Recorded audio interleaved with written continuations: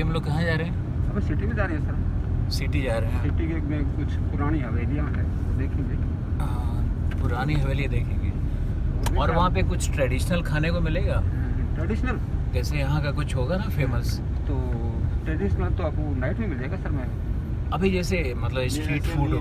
नहीं वो नहीं, ऐसे कुछ नहीं। जैसे जयपुर में कचौड़ी मिलता है, अगर आप यहाँ वैसा कुछ नहीं है। मिठाई में एक पेड़ा है सर, वो है।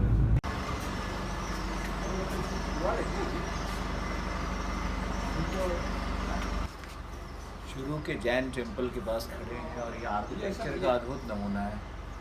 दिखाओ इधर। लग रहा है जैसे हम लोग मध्ययुगीन सभ्यता के राजस्थान के किसी जगह में आ गए हैं। चूरू के पास से ही दृष्टवती नदी निकलती थी और चूरू एक सिल्वर का बहुत बड़ा व्यापारिक केंद्र हुआ करता था किसी टाइम में। तो जिस रोड से हम लोग आए वो हवेली बहुत सारे बने हुए हैं और ये जैन टेम्पल बहुत ही खूबसूरत।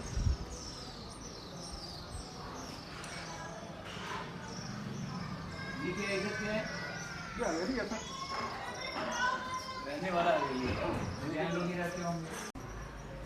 ये सारे भित्ति चित्र है, इनको तो लोग फ्रेस्को बनते हैं, एक्चुअली ये फ्रेस्को नहीं है। भित्ति चित्र जो दीवारों पे जो चित्र बनाए गए होते हैं ना, उनको भित्ति चित्र कहते हैं। हर हवेली के अंदर ये एक तो गणेश जी मिलेंगे आपको, और अंदर चलेंगे तो वो एक जो हवेलियाँ हैं ये सारे जो भित्ति चित्र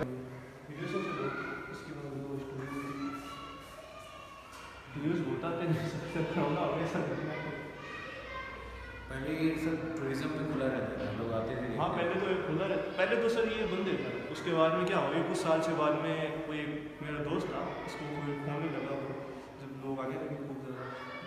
अभी ये इसका किसी कंट्रोल में है? ये मतलब जो ट्रस्टी के कंट्रोल में, उसके अंदर था ही नहीं है हर एक चीज़ में। मेरे को थोड़ा कम समझ में आता है, लेकिन मुझे तो सूक्ष्म कारीगरी की हुई है और एक जो है ना कहीं भी कमी नहीं छोड़ी हुई है, कहीं नहीं छोड़ी गई। बड़े मन से कारीगरी की हुई है। ये ऋषि लोग और ये सारी कारीगरी जो भी भित्ति चित्र सारे हिस्टोरिकल इवेंट्स ऐसे हवेलियाँ होती थी पुराने सेट संस्कारों की।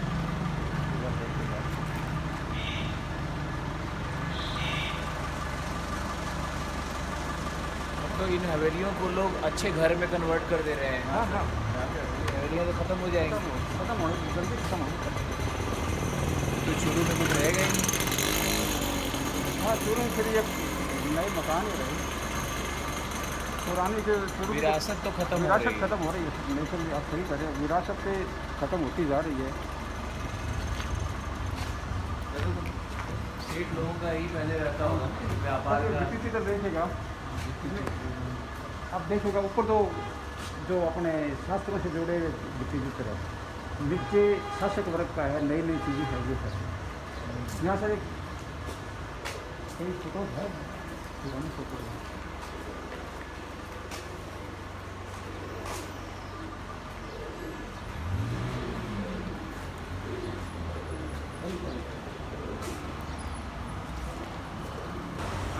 कॉफी दो तो सावर है। ये खाली पड़ी हवेलियाँ किसी इतिहास के गवाह दिख रहे हैं मुझे, और बहुत अजीब सा लग रहा है मुझे। यहाँ पे लग रहा है जैसे हम इतिहास में टाइम मशीन के साथ वापस लौट आए हैं। नहीं, हर हवेली में एक इतिहास छुपा हुआ है।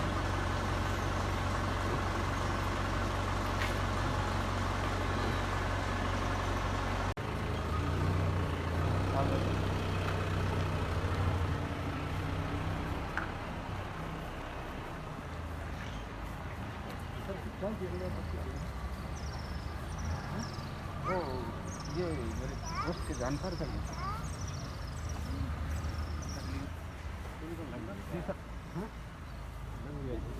हाँ, ये होटल में कन्वर्ट हो गया। क्या बना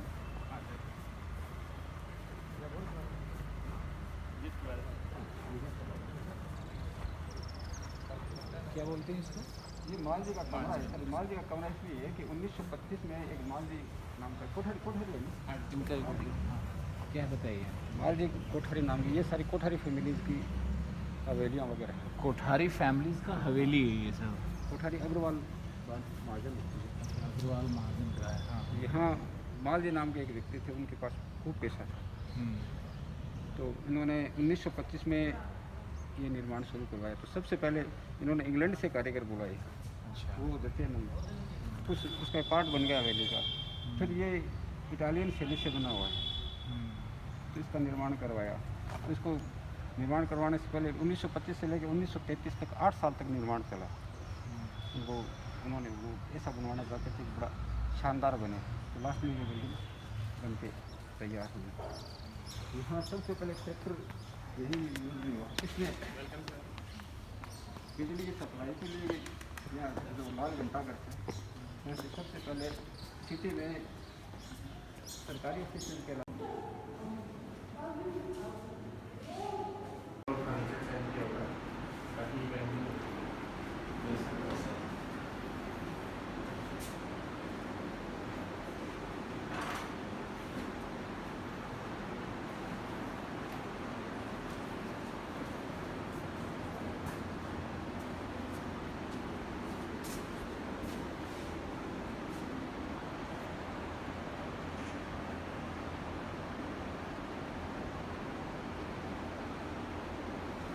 इसमें वुडन है क्या ये? जी सर, वुडन ठीक है ना।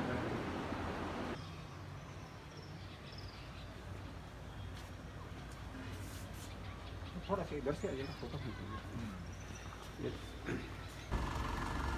हम लोग चूरू के सेठानी के जोड़े के नाम से प्रसिद्ध एक जलाशय है यहाँ पर, जहाँ पे वाटर हार्वेस्टिंग का एक एंशिएंट टेक्निक यूज होता था। ये चारों तरफ जिप्सम है, तो सारा पानी स्लोप के साथ यहाँ जो ये डाउन स्लाइड्स है उसमें जमा होता है। ये किसने बनवाया था? ये सर भगवान दास बागला की पत्नी ने बुलवाया। भगवान दास की पत्नी ने बनाया था इसको। तो यहाँ पे लोगों का एक जल का स्रोत है, और गाय के लिए अलग से कुंड बना हुआ है, और बाकी जो विलेजर्स हैं उनके लिए अलग से कुंड बना हुआ है। ड्रोन से फोटो दिखाता हूँ आपको।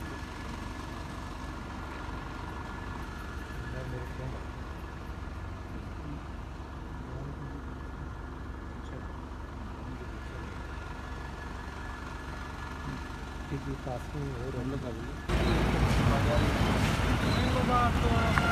के पास में भी है, यहाँ पे सफेद घंटा घर है उधर, मेन बाजार सफेद घंटा घर। क्या कहलाता है ये टावर है? नहीं ये धर्मस्तूप कहलाता है, धर्मस्तूप का चाल घंटा घर बोलते हैं। दाल घंटा घर। शुरू में खाने या कोई ऐसा जगह है जहाँ पे सुबह का ब्रेकफास्ट लिया जाए अच्छा वाला? कोई ऐसा स्पेशल हो शुरू का?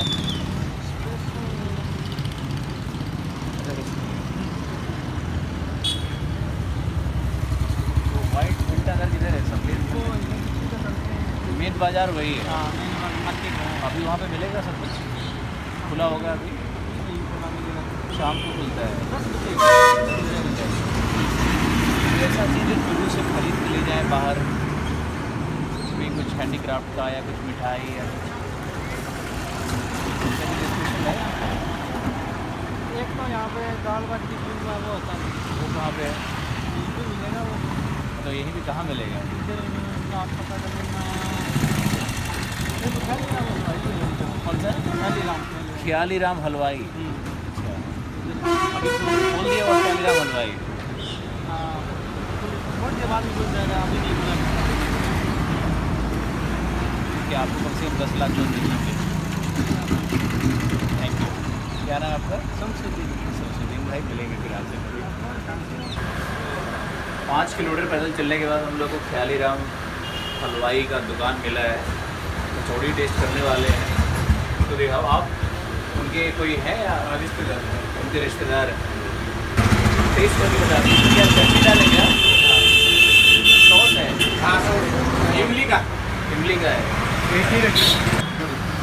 दाल कचौड़ी मज़ा आ रहा है।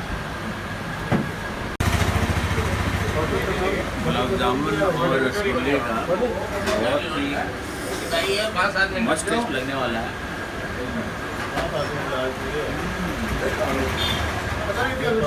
शुद्ध घी का बना हुआ है, बहुत अल्टीमेट कभी आप चूरू आइए तो यहाँ जरूर आइए, प्यारे राम भवानी के पास मिठाई की यही यहाँ ट्रेडिशनल डिश है। राजस्थान राजपूत महान राजपूतों के लिए जाना जाता है, लेकिन ये जो शेखावटी क्षेत्र है जिसमें झुंझुनू, चूरू और सीकर आता है, तो ये जो शेखावटी क्षेत्र है यहाँ से देश के सबसे बड़े बड़े उद्योगपति उत्पन्न हुए और उन्होंने देश की अर्थव्यवस्था में बहुत बड़ा कंट्रीब्यूशन दिया है। और ये आप देख रहे हो इस तरह के मंदिर और धर्मशाला और जो हिंदू के जो सिस्टम है, हिंदुइज्म का जो सिस्टम है, जो मंदिर और धर्मशाला इस तरह की जो चीज़ें होती है, वो बहुत राजस्थान में यहाँ के वैश्य समुदाय ने, मारवाड़ियों ने बहुत किया है। और मुझे लगता है कि राजस्थान सिर्फ राजपूतों के लिए नहीं बल्कि यहाँ के जो वैश्य हैं, जो यहाँ के मारवाड़ीज़ हैं, उनके लिए भी जाना जाना चाहिए। और इस भूमि से तो सिंघानिया और मित्तल, ये सारे बिरला, ये सारे लोग यहीं इसी धरती से आए हैं। तो राजस्थान की धरती को प्रणाम करता हूँ और यहाँ के लैंडस्केप और खूबसूरती से तो पहले से ही हम मंत्रमुग्ध चल ही रहे हैं। यहाँ पे कई विचित्र प्रकार की सब्जियाँ मिलती हैं। मुझे भी फार्म हाउस से हमारे एक जानकार मित्र पंकज जी ने हम लोगों को दिया है। उस सब्जी को कैसे बनाना है ये तो हम लोग दिल्ली जाकर के देखेंगे।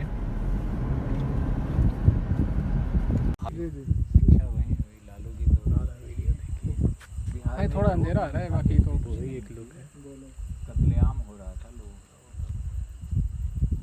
अभी नीतीश जी आए तो अब तो बिहार बिल्कुल अब तो बदल गया सर, बहुत सही है। 24 घंटा बिजली है तो क्या ये सर सामने जो यूनिवर्सिटी है, ये यहाँ पे जेजेटी यूनिवर्सिटी, ये सामने। We are in the midst of this darkness, rural darkness. It's 9 p.m. and I'm with ACP Kota. He's क्या नाम है आपका? Rajesh Dhaka, and he's the caretaker of this temple. This temple belongs to the Mahabharata period, and it is located above a batholith rock. Granitic structures are all around the Aravali's. So it is one of the knolls of Aravali on which this temple is located. Since I have been a teacher of geography, so I understand the geography of Rajasthan fully. In this rural wilderness, there is a village which has largely Jat and Muslim population, and some Meena families are also there. So collector की classes जो चलती हैं झुंझुनू में, this village Rasoda is located in Jhunjhunu district, some 10-20 kilometers from Jhunjhunu, 10 kilometers from Jhunjhunu. And हमारे साथ हैं ACP Kota जो मंदिर केयर टेकर हैं, और हमारे साथ हैं कमलकांत जी जो कि कलेक्टर की क्लासेस का आयोजन करते हैं। तो इस मंदिर के विषय में कुछ आप बताएं कि आपकी आस्था कैसे आई कि मैं इस मंदिर के लिए कुछ करूँ। आप इसी गांव के निवासी हैं? जी। अच्छा, आपका आवाज़ पकड़ रहा है, हम लोग एडिटिंग कर लेंगे। आपके मन में कहाँ से आया कि मुझे इस मंदिर के लिए कुछ करना चाहिए? देखो, मैं करीब 96 में सर्विस में लगा था। उसके बाद मैं काफ़ी दिनों तक गांव से जुड़ा नहीं, क्योंकि बाहर पोस्टिंग रही, इस कारण से मैं गांव से नहीं जुड़ पाया। लेकिन फिर जब बीच में हमारे पहले जो बाबा जी थे, वो करीब 20 साल पहले देहांत हो गया। उनके देहांत के बाद बीच में ऐसा समय आया कि बिल्कुल ही मंदिर की कोई देखभाल नहीं थी, कोई ना पुजारी था, ना कोई आता था, ना कोई जाता था यहाँ पर। तो स्थिति बड़ी दयनीय थी उस समय। तो एक बार मैं जब मेरा प्रमोशन हुआ था इंस्पेक्टर का, तब मैं यहाँ पे आया था, तो मैंने देखा यहाँ पे। तो उसके बाद फिर मेरे मन में आया कि भाई मैं इसका अच्छे से, मेरे जितना हो सकता है उतना मैं इसका पुनरुद्धार करूँ इसका। तो फिर मैंने क्या किया कि मैंने यहाँ पे लाइट की व्यवस्था करवाई, यहाँ पे फिटिंग करवाई, नीचे से लाइट की व्यवस्था करवाई, फिर उसके बाद सीढ़ियाँ लगवाई। फिर यहाँ पे मंदिर में जैसे जैसे गाँवों के लोगों की आस्था जुड़ी, तो धीरे धीरे जो भी निर्माण कार्य होता रहा उसमें मैं जुड़ता रहा, और मेरी आस्था भगवान के प्रति शुरू से थी, इसलिए मैं इससे अभी भी जुड़ा हुआ हूँ। और जो भी मेरे से होता है मैं सब कुछ करता हूँ। मैं जब भी गांव आता हूँ तो उसमें 12 घंटे मैं मंदिर में ही रहता हूँ। ठीक है। और इसमें मंदिर में पुजारी अभी कोई है? मंदिर में अभी अनिल जी महाराज हैं, जो झुंझुनू के रहने वाले हैं। अनिल पहले जी ही है ना? हाँ अनिल जी महाराज जी आइए एक बार महाराज। पहले इनसे पहले दौलतदास जी महाराज थे हाँ, जो करीब 86 की एज में स्वर्ग सिधार गए, जो करीब 1 साल पहले। बैठिए। इधर आइए। तो ये मंदिर महाभारत काल का है, क्या है इस मंदिर का सिग्निफिकेंस? ये हमारे जो बुजुर्ग हैं वो बताते हैं कि जब महाभारत काल में जब पांडवों को अज्ञातवास मिला था, तो अज्ञातवास के दौरान वो 1-2 दिन के लिए यहाँ पे इस पहाड़ पे रुके थे और यहाँ पे खाना वाना बनाया था उन्होंने। तो उसी से इसको पहले इसको रसोया पहाड़ बोलते थे। रसोया मतलब जो खाना बनाते हैं उसको रसोई बोलते हैं। फिर धीरे धीरे उसके बाद जब यहाँ पे जब संत आके रहने लगे, करीब आज से 500 साल पहले, 500 साल या 600 साल पहले जब भी हैं, बताते हैं हमारे बुजुर्ग, तो सबसे पहले जो महाराज थे वो एक घंटेल गांव है, वहाँ के रहने वाले थे। वो सबसे पहले आए थे तो नीचे हनुमान जी की गुफा है, उसमें इस पहाड़ के नीचे? इस पहाड़ के नीचे साइड में है, साइड में है। नीचे है भी, आपको दिखाएंगे। वो उस गुफा में रहे थे क्योंकि वैसे कोई मकान बना हुआ था नहीं, तो नेचुरली एक पत्थर बना हुआ है, उसके नीचे ही गुफा थी वो रहने की, तो उसी में वो रहते थे, उसी में पूजा करते थे। उसके बाद करीब यहाँ 8 महात्मा आ चुके हैं अब तक, और बीच में जैसे महात्मा और भी रहे हैं, कोई 2 साल 5 साल के लिए। तो वैसे प्राचीन काल से ही आसपास के करीब 15 से 20 गांवों के आसपास, उस समय कोई मंदिर नहीं था आसपास में, तो 15 से 20 गांवों के यही एक मंदिर था जो 15 से 20 गांवों के आसपास के लोग इससे जुड़े हुए थे। अभी तो बहुत सारे मंदिर बन गए, लेकिन उस समय कोई आसपास मंदिर ऐसा था नहीं। फिर इसकी लोकेशन ऐसी थी कि मंदिर पहाड़ के ऊपर बना हुआ है, और फिर जो हमारे पुराने जो महात्मा थे, पहले के समय में जो महात्मा थे, वो बहुत सिद्ध महात्मा थे। वो अपना मतलब अपनी शरीर को भी बदलते थे, खोली बदलते थे वो, कभी कुछ शेर बन गए, कुछ दूसरा बन गए, कुछ भी बन गए वो। तो हमारे जो बुजुर्ग हैं जिन्होंने देखा है वो बताते रहते हैं इस तरह की ये बातें। तो अभी मंदिर का केयरटेकर आप हैं और पुजारी भी आप ही हैं?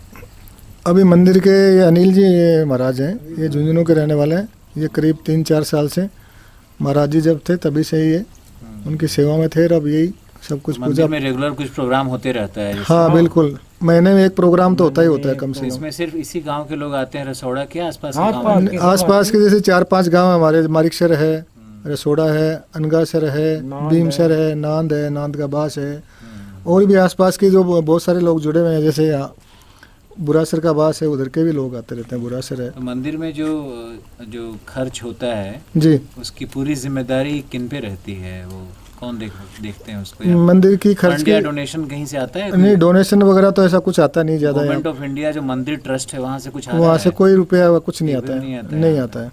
ये मंदिर किसी ट्रस्ट के अंदर में भी नहीं है? नहीं, ट्रस्ट तो बना रखा है इसका मंदिर का, हाँ। लेकिन ट्रस्ट में ऐसा कोई कि आर्थिक रूप से कोई ऐसा है नहीं कोई। नहीं, जैसे भारत सरकार की अपनी ट्रस्ट होती है, जैसे मान लिया तिरुपति मंदिर है तो हाँ, ट्रस्ट के अंदर इस तरह से कोई रुपये कुछ नहीं कोई आ रहा, कहीं से नहीं कोई आता कुछ है। पैसे नहीं आते यहाँ पे। हाँ, आपको कैसे विरक्ति मिल गई? आप कैसे आ गए यहाँ पे? अरे राम राम, कृपा हो गई ठाकुर जी। ठाकुर जी की कृपा हो गई। हाँ, तो आप आनंद में रहते हैं? सब आनंद है। पिछली बार आपने स्टोरी बताया था कि पैसों आप से ज्यादा आनंद यहाँ बहुत अरे करोड़ राम, बहुत बड़े व्यक्ति हैं, करोड़ों में आपका जमीन हाँ। दौलत था आपके हाँ पास। खूब। तो कैसे चला गया दौलत? दौलत तो चला गया, हमारे दिखा ही नहीं। इसने दिया था और इसने ले लिया वापस, और क्या। अच्छा। बाप दादों की प्रॉपर्टी बेची नहीं है, खुद कमाई है। तो अभी मंदिर में आप 24 घंटे रहते हैं? हाँ, 24 घंटे। तो यहाँ पे जो अंदर मूर्ति लगी हुई है जी। इसका आपने आर्कियोलॉजिकल कुछ करवाया है कि कितनी पुरानी है? नहीं, क्या कुछ नहीं करवाया अभी तक, ऐसा कुछ करवाया नहीं। ये अष्ट धातु की मूर्ति बनी हुई है, अष्टधातु की मूर्ति है? बिल्कुल है, और ये पता ही नहीं 500 साल पुरानी है, 1000 साल पुरानी है, इसका हमारे कोई आइडिया नहीं है। रिकॉर्ड नहीं है। हाँ। क्योंकि हम तो इस मंदिर में अब दूसरी बार आ गए, पहली बार तो अब ये आए आप थे। आते मैंने रहोगे। कहा था कि आप आइएगा तो दूसरी हाँ, बार खुद ही आ जाइए। आते रहोगे सर, आप अब हमेशा आते रहोगे, रहोगे। अब हमेशा आते एक रहोगे। बार आ गए तो आते ही बिल्कुल बिल्कुल आते गए रहोगे, थे उधर चूरू और कैसे कैसे घूम के बिल्कुल बिल्कुल सर।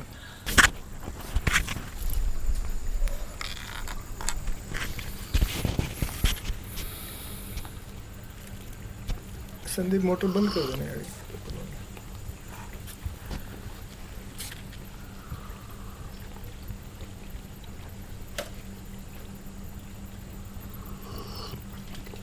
तो रोज शाम को इतने लोग यहाँ पे रहते हैं?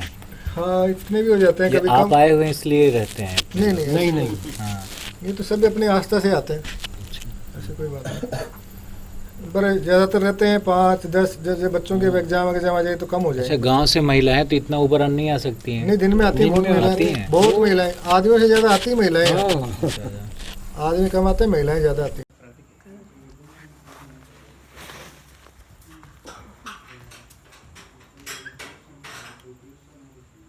आपकी उम्र कितनी है? मुझे पता नहीं। पता नहीं है। नहीं, कम से कम मुझे लग रहा है 100 साल तो जरूर होगा। मैं सौ तो करिए 100 नहीं होगा? ना, सौ नहीं 90 में तो डाउट नहीं है। नहीं तो होगा। 90 होगा।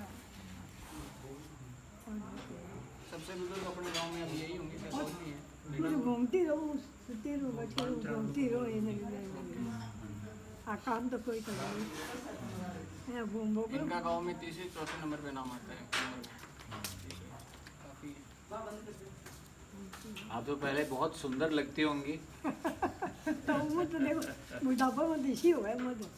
नहीं, अभी भी उतनी सुंदर हैं। हाँ जब तो ही सही हो रही हो, मैं क्या करूँ, सुंदर सगला ही रहे हैं जवानी में तो सुंदर सब जो है मैं, और बूढ़ा हो जाए उसमें आँख भी कमजोर हो जाए, कान भी कमजोर हो जाए, बुढ़ापे में है। तुम्हारे दादी से बात कर रहे हैं। आँख भी कमजोर हो जाए, कान भी आना कमजोर हो जाए, गए थे वो खुद हमारा भी कमजोर हो हाँ, जाए। चूरू में ना, वो इंदौलिया है ना, वो बुलाया था, बहुत दिन से कह रहा था कि सर आओ। तो वहाँ अभिषेक भी है, वहाँ IAS था वो अभिषेक, और वो दोनों था, उन लोग के साथ थे। फिर यहाँ पे कलेक्टर की क्लासेस चलाते हैं ये, तो कलेक्टर की क्लासेस चलाते हैं ये कमल जी। तो इनका था कि आ जाइए यहाँ से, जब बगल में आए हैं तो निकलिए यहीं से। अब इनके यहाँ ये मिलते हैं कि आपका नाम बोल, संदीप ढाका जी मिल गए।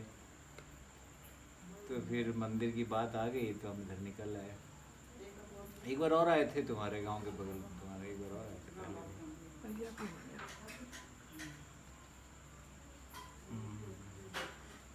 और क्या ट्रेनिंग चल रहा है अभी? तो बस अच्छे हैं, घूम फिर रहे हैं खूब। झुंझुनू शहर में राम सिंह हलवाई के पास आए हुए हैं, जो कि बस अड्डे के पीछे है। और हम लोगों को पता चला है कि यहाँ पे समोसा और जलेबी राजस्थान का शायद वन ऑफ द बेस्ट मिलता है। आइए ट्राई करते हैं। यही राम सिंह जी की दुकान है, और उड़ाने वाले कहलाते हैं ये, क्योंकि इनके गांव का नाम है। ये जलेबी का ट्राई कर रहे हैं, बिना इनको कुछ ही ट्राई कर रहे हैं। ये इनका जलेबी है।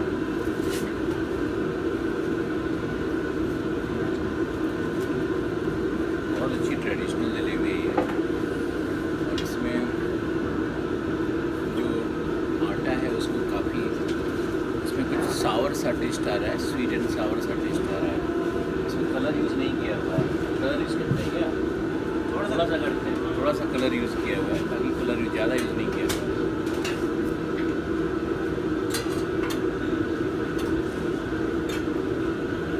क्या बना रहा है? इन्होंने समोसे का कुछ चाट जैसा बना करके दिया है, चटनी वटनी के साथ। बहुत बहुत कमाल का टेस्ट है। मतलब अगर आप झुंझुनू आए और ये समोसा नहीं खाए तो आप निश्चित रूप से कुछ मिस कर रहे हैं। टेस्ट थोड़ी तेज़ है, लेकिन टेस्ट वाइज बहुत बहुत कमाल का है। मज़ा आ गया। Jhunjhunu to Bhiwani highway, super highway बना हुआ है ये भी, और बहुत मज़ा आ रहा है इस हाईवे पे भी ड्राइव करने में। आप आराम से 100-120 तक बहुत आराम से चल सकते हो, और चारों तरफ ग्रीनरीज और बहुत कम ट्रैफिक का होना, प्लस बीच बीच में अच्छे ढाबों का मिलना। एक रिद्धि सिद्धि ढाबा है इस हाईवे पे, ये बहुत ही आनंददायक है। और जो भी लवर्स हैं ड्राइविंग के, जो भी ड्राइविंग को बहुत पसंद करते हैं, इंजॉय करते हैं, उनका पैशन है, वो सभी लोग एक बार भिवानी टू झुंझुनू जो ड्राइव है ना, उसको ज़रूर इस पैच को देखिए, और आपको बहुत मज़ा आएगा। मुझे तो बहुत मज़ा आ रहा है।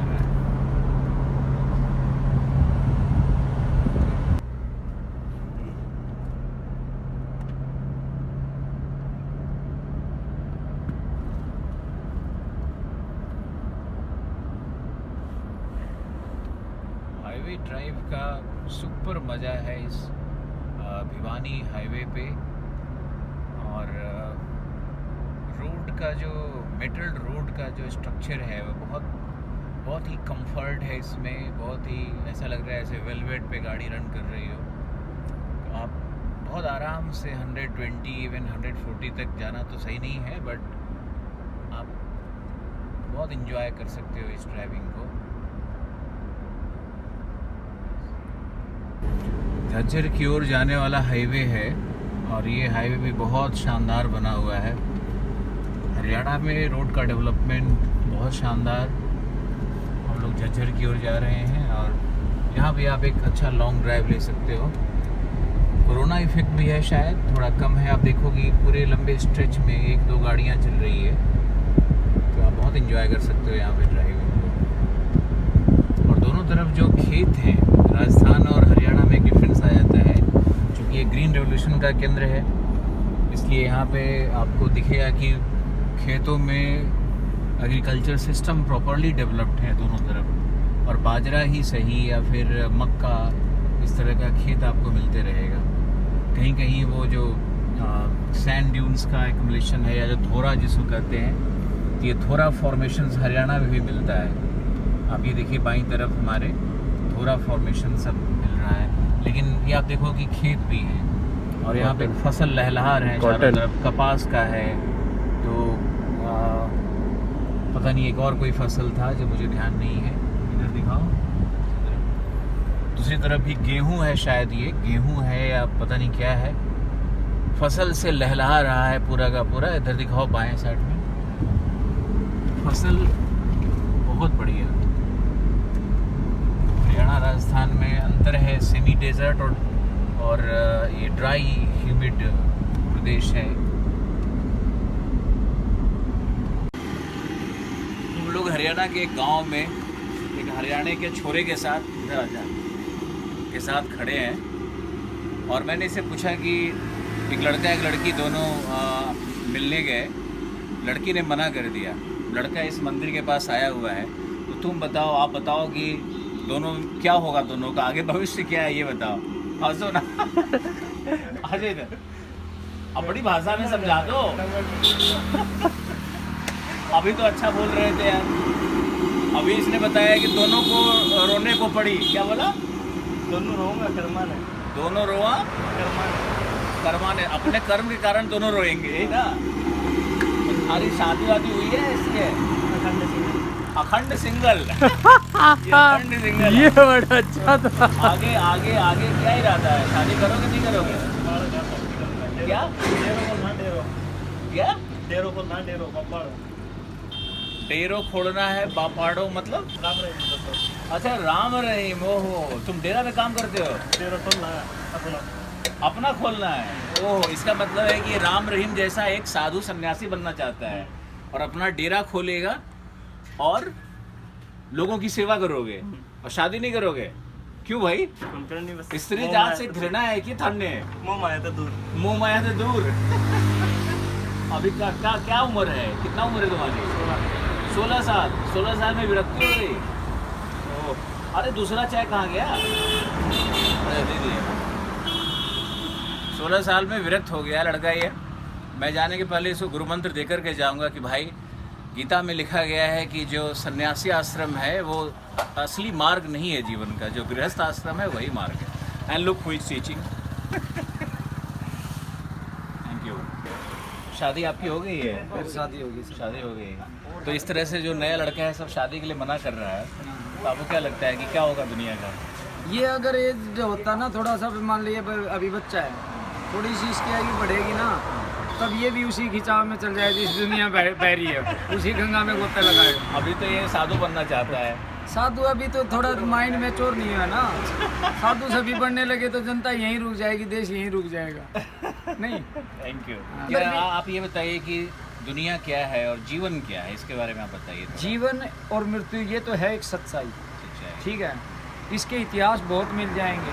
जिन्होंने त्याग करे, तपस्या करा, जो संसार के मोह माया से दूर छोड़ के जंगल बियाबान में तपे, उनको इस बारे में ज्ञान है। परंतु हम हैं गृहस्थी में फंस गए, हमारे को क्या ज्ञान है सर? हम उनके रीति रिवाज जो उनके चाल चलन है लेकिन- उनको लेकिन- फॉलो करें ना हाँ, तब सीखें। भारत का एक एक व्यक्ति ज्ञानी है। हम तो गांव-गांव घूमते रहते हैं, तो वहाँ के किसी भी व्यक्ति से पूछ लो कि जीवन क्या है, आध्यात्म क्या है, तो सब पता रहता है। जैसे अभी आपने सिकंदर का एक उदाहरण दिया, सिकंदर वाले सिकंदर दुनिया के सामने एक उदाहरण है सर। उसने दुनिया पे राज करके इतनों करोड़ों दौलत, अरबों दौलत कमाई, इतनी बड़ी सेना थी, पूरे विश्व को भी जीत लिया था उसने। परंतु उसने कब्र से हाथ इसलिए बाहर निकलवाए कि लोगों को एक संदेश मिले। तो सिकंदर खाली हाथ आया था और जब परमात्मा के घर गया तब वो खाली हाथ खाली हाथ जा ये रहा है। मोह माया है ना, ये एक भ्रम है कि ये चक्रव्यूह है। अगर ये बंदा इसमें पड़ जाएगा ना तो दिमाग खराब हो जाएगा उसका। खुशी क्या है? खुशी किसको कहते हैं? क्या- खुशी ये है, हम अगर जिस घर में जिस कुल में पैदा हुए ना, उससे सभ्य बातें सीख के हमारे माँ बाप की सेवा करो, परिवार के समर्पित रहो, किसी को गलत संदेश ना दो, भूखे की, गरीब की, या ऐसा है कि सहायता करो, उससे अगर हमारे को अनुभूति होती है ना खुशी की, वो है सच्ची खुशी। हम पैसे से खरीद नहीं सकते बाजार से कहीं पर भी खुशी। लॉर्ड मैकाले आज भी पराजित है इस हिंदुस्तान में, क्योंकि हिंदुस्तानी आज भी उतना ही आध्यात्मिक है जितना शायद जब उन्होंने कहा था कि भारत की शिक्षा पद्धति को और यहाँ के संस्कार को तोड़ना बहुत आवश्यक है, तभी ब्रिटिश रूल कर पाएंगे। आज भी ये बात यहाँ सिद्ध होती है। ब्रिटिश रूल को भी आपका मात नाम मिली- क्या है? मुकेश कुमार। ब्रिटिश रूल को भी मुकेश मात कुमार। यही मिली थी। बात यही मिली थी। हाँ जी, हाँ जी सर। कौन सा गांव है ये? गांव जूही है जी सर। जूही गांव। चौधरी बंसीलाल जी का गांव तो है आगे 1 किलोमीटर, हाँ। गोलागढ़। परंतु उन्होंने कभी भी अपने गांव को गोलागढ़ नहीं बताया, उन्होंने जूही, क्योंकि जूही यहाँ पे स्कूल है, यहाँ पे बस स्टैंड है, यहाँ पे थाना है, यहाँ पे डाकखाना है। हम लोग चौधरी बंसीलाल जी के गांव में खड़े तो हैं। हाँ, तो देश के रक्षा मंत्री, डिफेंस मिनिस्टर रहे, मुख्यमंत्री रहे, बहुत बड़े नाम। रेल मंत्री रहे, बहुत बड़ा नाम था उनका। इतिहास में नाम पे उनके काफ़ी नहरें हैं, जैसे सिविल हॉस्पिटल का नाम चौधरी बंसीलाल हॉस्पिटल कर दिया। इतिहास में नाम दर्ज है जिन्होंने काफ़ी संघर्ष करके लोगों के बीच रह के नाम कैमरा क्लोज लाओ तो इनके आँख को दिखाओ। देखो ये भाई साहब की आंखें जो हैं सो बिल्कुल ग्रीन आइज़ है।